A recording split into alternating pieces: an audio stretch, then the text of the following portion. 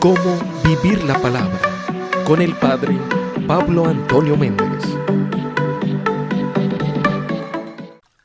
Practicar la justicia y la equidad agrada al Señor más que los sacrificios.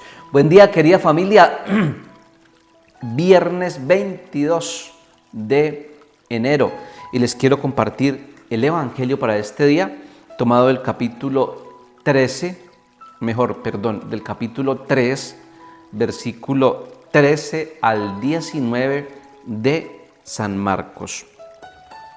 Subió al monte y llamó a los que él quiso.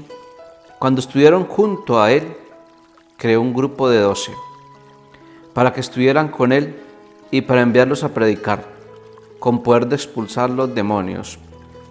Creó a los 12, a Simón, a quien llamó Pedro, a Santiago el de Zebedeo y a Juan, el hermano de Santiago, a quienes puso por nombre Boanerges, es decir, hijos del trueno, a Andrés, Felipe, Bartolomé, Mateo, Tomás, Santiago el de Alfeo, Tadeo, Simón el cananeo y Judas Iscariote, el mismo que lo entregó.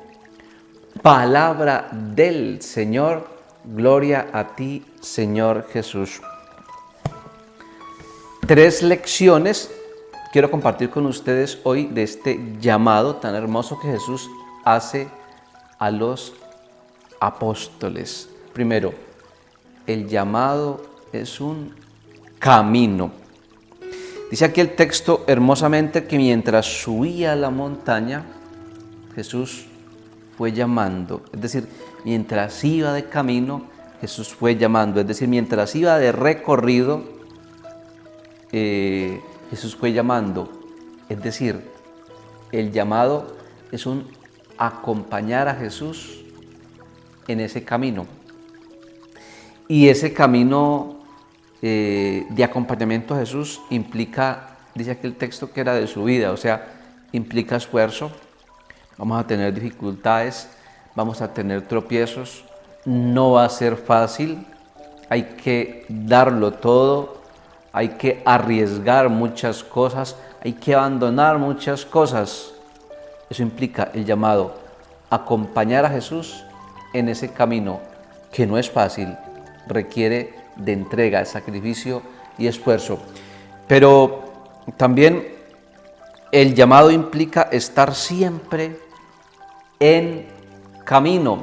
Es decir, el llamado no me puede llevar a quedarme quieto en la vida, a quedarme estancado en un punto, porque si me quedo quieto, me pierdo el que va guiando, que es Jesús. Si me quedo quieto, se me pierde la voz de Jesús. Si me quedo quieto, se me pierde el amor de Jesús. Si me quedo quieto, se me pierde la fe de Jesús. Si me quedo quieto, se me pierde la caridad de Jesús.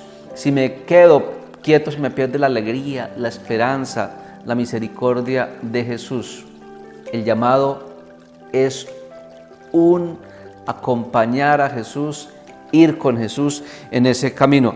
Pero el llamado también es un peregrinar, es decir, no es un punto concreto en la vida, no es algo que ya pasó, es un continuo caminar, es un continuo recorrido, es un continuo avanzar. El llamado es un camino, es acompañar a Jesús en ese camino. Pero segundo, dentro de la iglesia el orden lo da Cristo. Mira aquí que hermosamente Jesús va llamando a los apóstoles y hay un orden.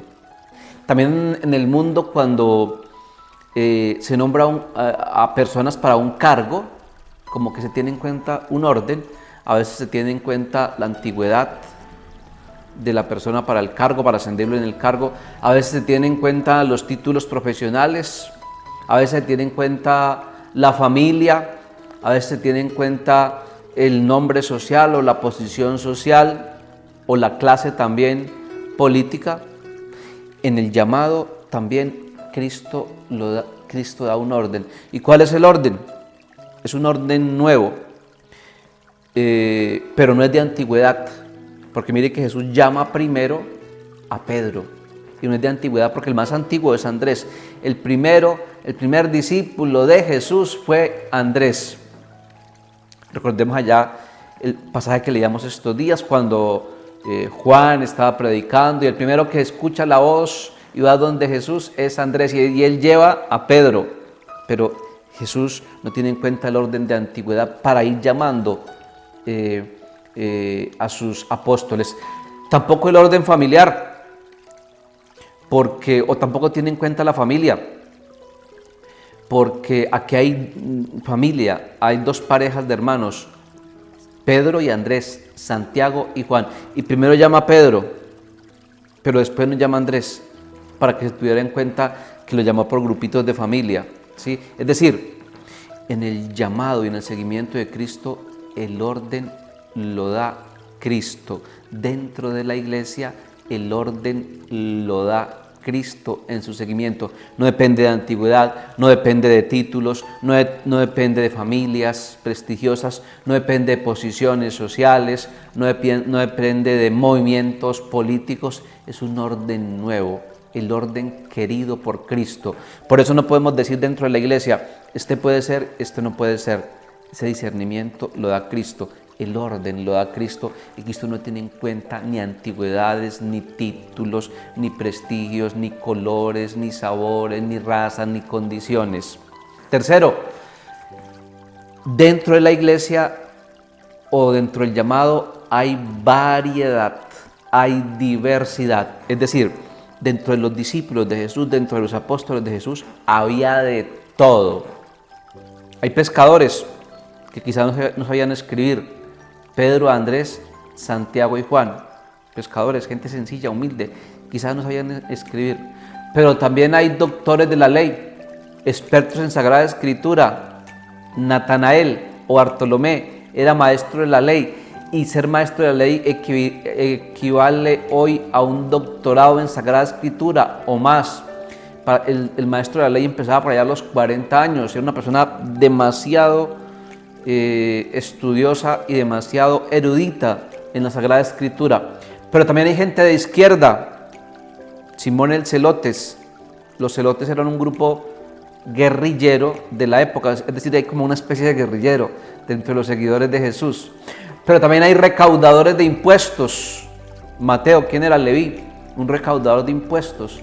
Es decir, dentro del seguimiento de Jesús, de los apóstoles de Jesús, hay de todo. ¿Y qué significa eso? Que el don por excelencia en ese seguimiento es Cristo, por encima de lo que nosotros podemos ser, por encima de lo que nosotros podemos dar, por encima de nuestros talentos, por encima de nuestras debilidades, por encima de nuestras penurias, de nuestras dificultades. El don por excelencia es Cristo. Y otra enseñanza que podemos sacar de ahí es que cuando estamos cerca de Cristo, Él nos da la unidad. Cristo necesariamente, cuando estamos con Él, Él nos da la unidad plena, absoluta. Y además que si estamos unidos a Cristo, la diversidad y la variedad no puede separarnos, sino tienen que llevarnos necesariamente a la unidad.